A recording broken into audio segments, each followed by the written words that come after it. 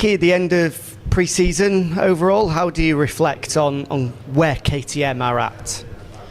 It was very positive to be here in Buriram. Of course, after last week in Sepang, let's say that we were focusing more for the, let's say, general testing and not the final performance. And of course, here was time to turn a little bit more for the, let's say, the final performance and final setup side. And we are quite happy.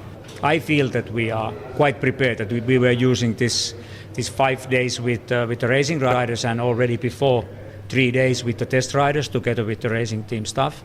I think it was a hectic time, but I feel that we were using the days quite well. Across all 4 bikes, different items being used. Have you got a complete package, do you think, for the opening round of the year, or might we see different riders using different items? No, the target is to have all 4 riders with really similar package, and I think we will be finally. And but it's still okay.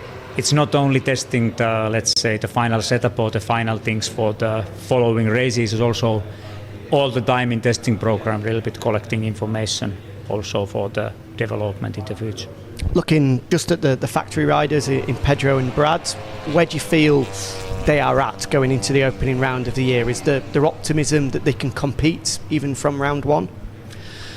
It's always the race when we really measure it and when you can really measure it. And I personally, my method or the style is normally that not even focusing too much for this. Every day we try to improve, we try to be better and better, and measuring time then it's in the races.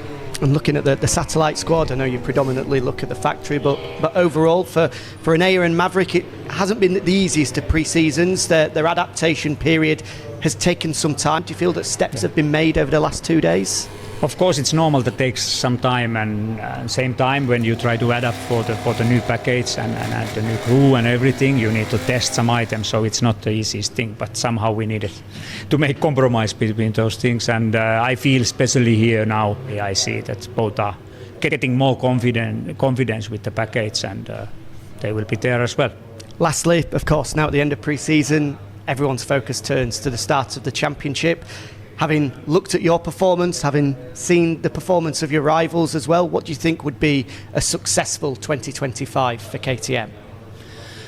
As I repeat many times, that I don't want to talk too much about the results, and I'm always the daily, let's say, the daily improvement guy and this and that. But of course, if we are honest, our target is to be on the top and be the first. But need to take our time, and we need to follow our process. And I always trust that calm way is the best way.